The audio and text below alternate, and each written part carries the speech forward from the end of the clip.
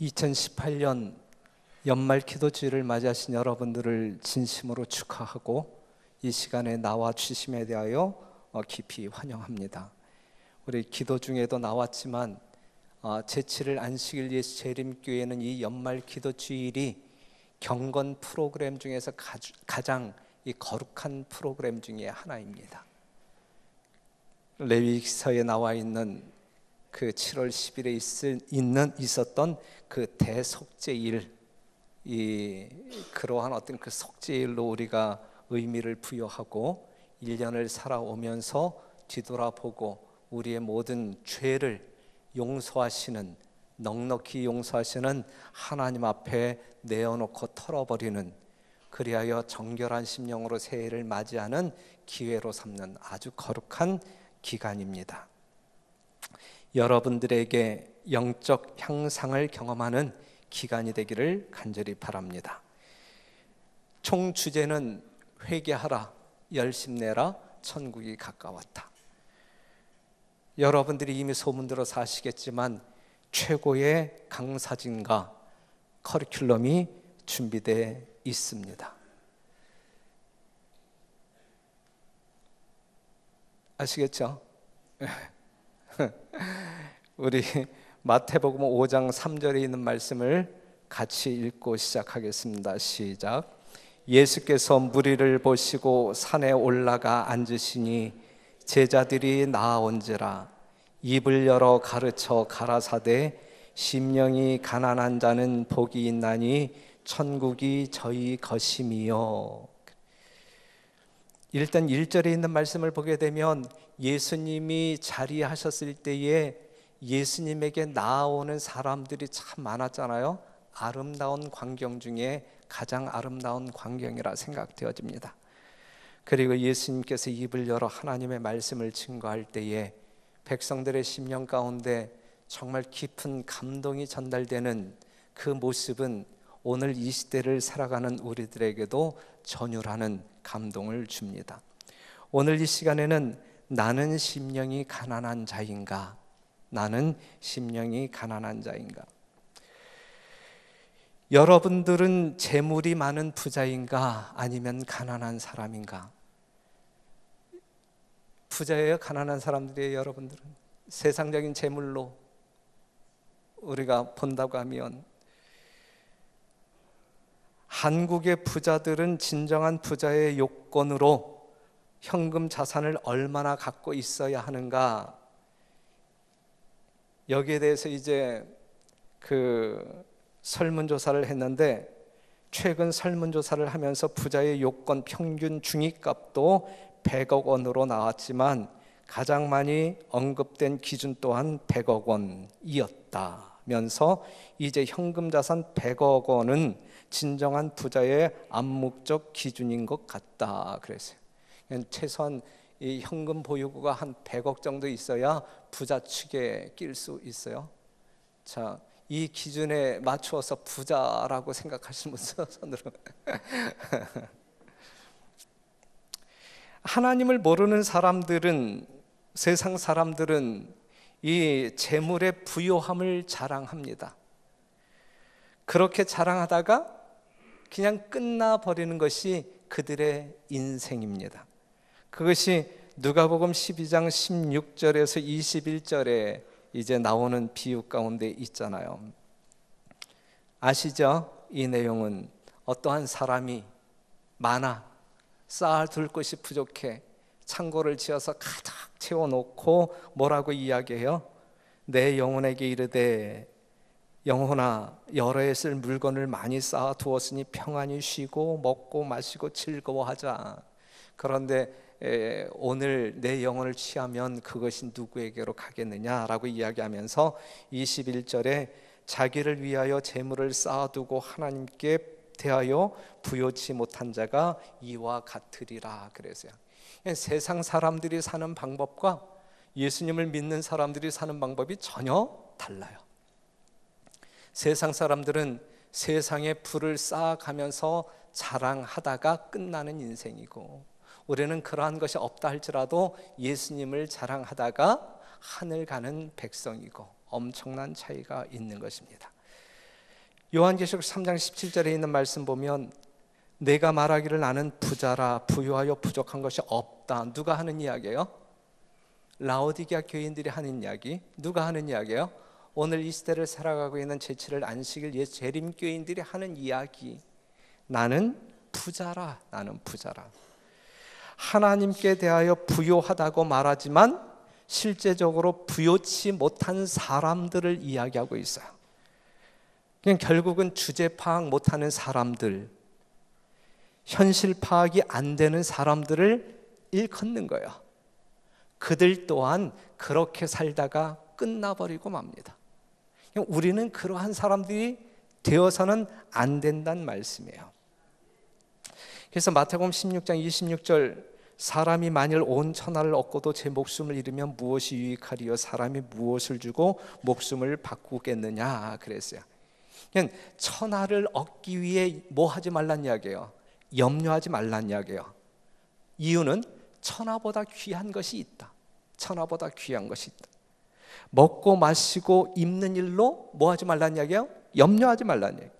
먼저 그의 나라와 그의 의를 구하라 라고 주님께서는 우리에게 권면합니다. 심령이 가난한 사람은 하나님께 대하여 부요해지고 싶은 사람을 일컫습니다. 심령이 가난한 사람이 어떠한 사람이냐? 하나님에 대하여 부요해지고 싶은 사람들, 그 갈망의 마음을 가지고 있는 사람이 심령이 가난한 사람들이에요. 세상의 부요를 충족시키기 위하여 애쓰는 사람들이 아니라 세상에 대한 부요함이 아닌 누구에 대한 부요함?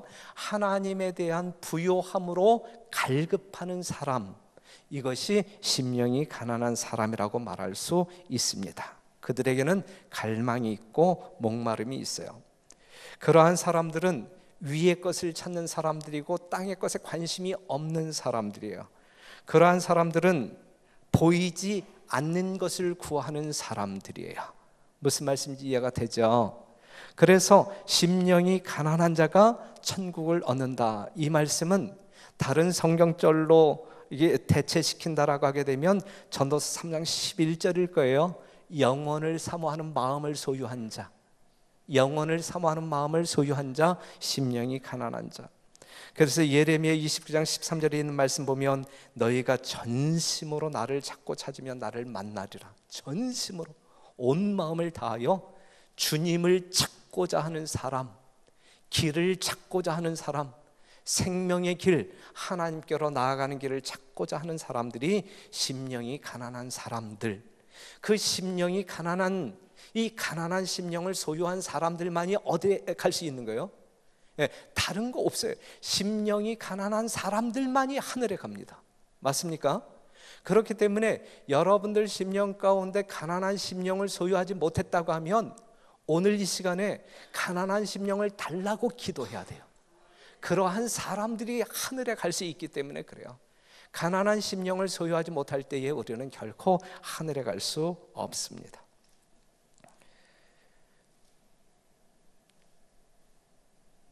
심령이 가난한 자의 기도를 하나 제가 소개하도록 하겠는데, 여러분들 잘 아시는 누가복음 18장 10절에서 13절에 나와 있는 두 사람이 기도하러 올라가잖아요. 누구와 누구? 바리새인과 세리가 이제 올라가잖아요. 바리새인의 기도의 내용이 뭐예요? 하나님이여, 나는 다른 사람들과 같이 아니함을 감사하나이다 그랬어요. 자, 이제 지난 안식일 날 우리 선장님이 와서 뭐 하지 말라 그랬어요? 비교하지 말라 그랬어요. 비교. 지금 이 바리새인의 기도 가운데 이 주요 내용이 뭐예요? 비교함으로 나오는 기도예요. 그렇죠? 하나님이여, 나는 다른 사람들과 같이 아니함을 감사하나이다. 이 바리새인은 교회 생활 잘하는 사람이었어요? 잘하는 사람이었어요. 일주일에 2번 금식 기도하는 사람이었고 11금 철저하게 정확하게 내는 사람이었고 안식일 한순간도 떼먹지 아니하고 철저히 준수하는 사람이었어요. 그런데 그 사람이 이제 이렇게 기도했단 말이죠. 여러분들이 한번 생각해 보세요. 지금 이렇게 기도하는 이 바리새인의 손은 어떻게 움직이고 있는지 한번 생각해 보실래요? 예? 이 바리새인의 이 기도하는 이렇게 기도하는 이 바리새인의 손은 누구를 향해 있을까?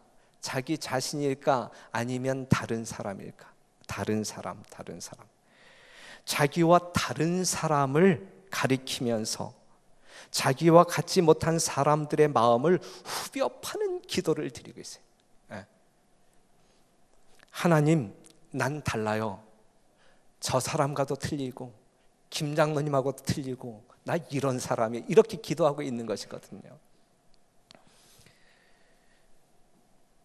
스스로 완전하다고 느끼는 사람, 다시 말해 자신이 꽤 선량한 줄로 생각하고 현 상태에 만족하는 사람은 그리스도의 은혜와 의에 참여하라고 하지 않는다. 교만은 아무 필요를 느끼지 않으므로 그리스도와 또 그분께서 오셔서 주시고자 하신 무한한 축복에 대하여 마음의 문을 닫는다. 이러한 사람의 마음 속에는 예수님을 위한 자리가 없다. 스스로를 부요하고 존경받을 만한 인물로 여기는 자들은 믿음으로 구하지 않으므로 하나님의 축복을 받지 못한다. 그들은 스스로 풍족하다고 생각하므로 빈손으로 돌아간다. 그랬어요. 기왕에 하나님 앞에 나올 때는 뭔가 채움을 받고 돌아가야 돼. 그렇죠? 여러분들 하나님께 뭘 드리기 위해서 하나님께 나오나요? 아니면 하나님께로부터 뭘 받아가기 위해서 나오시나요? 용서를 받든지 축복을 받든지 뭘 받기 위해서 나오는 것 아닙니까? 그렇죠? 심령이 가난한 사람들만이 받아갈 수 있다 이거죠. 부요한 마음을 가지고 자기 교만으로 말미암아 부요한 마음을 가지고 하나님께 나오는 사람들은 아무것도 얻지 못하고 빈손으로 돌아갈 수밖에 없어요. 반면에 세리는 어떻게 기도합니까? 하나님이여 불쌍히 여기옵소서, 나는 죄인으로소이다 그랬어요. 이 세리의 손은 누구를 향해 있을까요? 자기를 향해 있을까요? 아니면 다른 사람을 향해 있을까? 자기 가슴을 치면서 가슴을 치면서 자신이 죄인임을 깨달았기 때문에, 자신에게 선한 것이 전혀 없다는 것을 알았기 때문에, 자신이 할 수 있는 것이 아무것도 없다는 것을 알았기 때문에 가슴을 쾅쾅 치면서 하나님께 용서를 구하고 있는 거예요. 누가 하는 일이에요? 지금 성령께서 하시는, 성령께서 그가 용서받았다라는 사실을 일깨워 주기 위하여 성령 하나님이 그 세리를 그렇게 인도하고 있어요. 결국 십자가의 예수님을 바라보면서 구원을 받게 하시는 사역이 성령의 사역이다.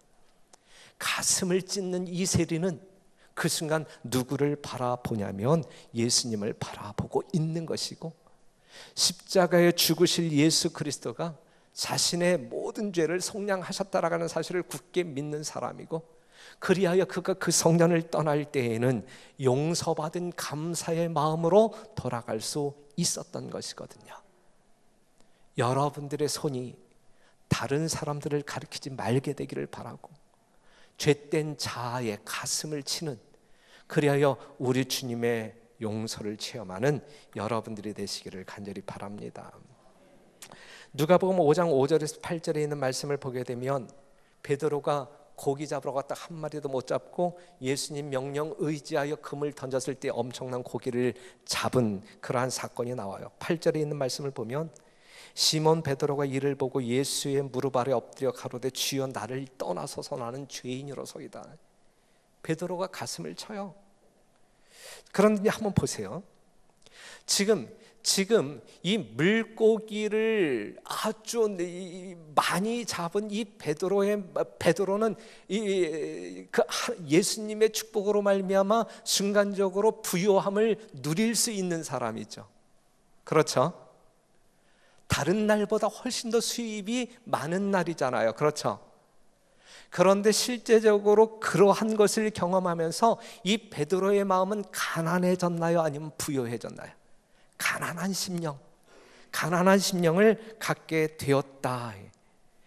이러한 사실에 근거하여 우리가 가난한 심령을 갖기 위해서 우리는 어떠한 사람이 되어야 할까에 대한 대답을 얻을 수가 있을 것 같은데, 어떠한 때 우리는 가난한 심령을 소유할 수 있을까요? 지금 이 베드로의 경험을 통하여 본다고 하면 어떠할 때 우리는 가난한 심령을 소유할 수 있을까요? 예수님을 알면 알수록 가난한 심령을 가질 수밖에 없어요. 지금 예수님의 명령을 의지하여 그물을 던지기 이전보다 많은 고기를 수확한 이 순간, 이 베드로는 누구에 대하여 더 많이 알아요? 예수님에 대하여. 예수님을 알면 알수록 가난한 심령을 가질 수밖에 없어요. 예수님을 더욱 필요로 하는 마음이 갈급될 수밖에 없어요. 예수님께 더욱 완전히 굴복하는 사람이 된단 말이죠. 맞죠? 그러니 사랑하는 성도 여러분, 우리가 가난한 심령을 가져야만 하늘에 갈 수 있어요. 가난한 심령을 갖기 위해서는 예수님을 알아야 돼요. 예수님의 능력을 알아야 돼요. 경험할수록 우리는 더욱더 가난한 심령으로 우리 주님과 친근한 사람들이 될 수 있는 것입니다. 그래서 여호와를 힘써 알아야 되는 것입니다. 심령이 가난한 자의 헌신에 대해서 여러분들에게 성경절을 제안한다고 하면 마가복음 12장 41절에서 44절, 예수님이 서 있을 때 연보하는 사람들이 들어오잖아요. 여러 부자들이 많은 돈을 헌금으로 드리잖아요. 그 다음에 누가 들어와요? 누가 들어와요? 이 가난한 과부도 서러운데 부유한 과부예요, 가난한 과부예요? 가난한 과부가 들어와서 두 렙돈. 요 두 렙돈이 얼마나 작은 돈이냐면 참새 한 마리를 살 수 있는 돈. 참새 한 마리를 살 수 있는 돈. 그런데 이제 한번 보세요. 부자들이 헌금을 했단 말이에요. 적게 했을까요? 많이 했을까요? 많이 했다고요. 가난한 과부가 구차한 중에서 헌금했어요. 방금 말씀드렸듯이 아주 보잘것없는 두 렙돈. 그런데 많이 했을지라도 부자의 헌금은 뭐에 불과하냐면 부스러기에 불과해요. 그들이 많은 것 중에서 요 과부보다는 훨씬 많은 돈을 헌금했지만 그들이 가지고 있는 거와 비교하게 되면 요건 뭐에 불과해요? 부스러기. 그냥 이거 먹고 떨어져라, 이게 부스러기. 하찮은 헌금일지라도 이 가난한 과부에게는 그것이 뭐였다고 그랬어요? 전 재산이었다. 전 재산. 주님께서 과부를 칭찬하셨습니다. 그의 무엇을 보았기 때문에, 마음을 보셨기 때문에. 어떤 마음이에요? 가난한 심령이에요. 가난한 심령. 그런데 그 가난한 심령이 어떻게 표현되어지냐면 하나님께 대한 부요한 마음으로 표현되어져요. 하나님을 위하여 드림에 있어서는 아무것도 아까운 게 없는 거예요. 이 세상에 어떠한 것도 자기의 생명을 드린다 할지라도 아까운 것이 전혀 없는 거예요. 그냥 내가 가지고 있는 모든 것과 내가 지금 경험하고 있는 하나님의 은혜와 사랑을 비교할 때 이건 아무것도 아닌 거예요. 아무것도 아닌. 그렇게 드렸을 때에 하나님께서는 연락하시고 기뻐하셨다라고 하는 사실이죠. 오늘 2018년도 이 말년을 이제 이 연말을 보내고 있는 여러분들의 헌신의 삶은 어떠합니까? 혹시 작정한 헌금 아직도 정산하지 아니한 분들 계십니까?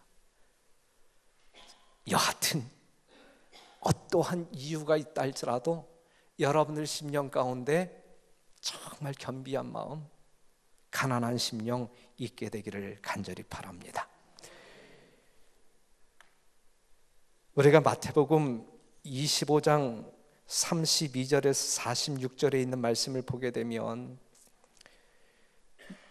양의 무리와 염소의 무리가 나오잖아요.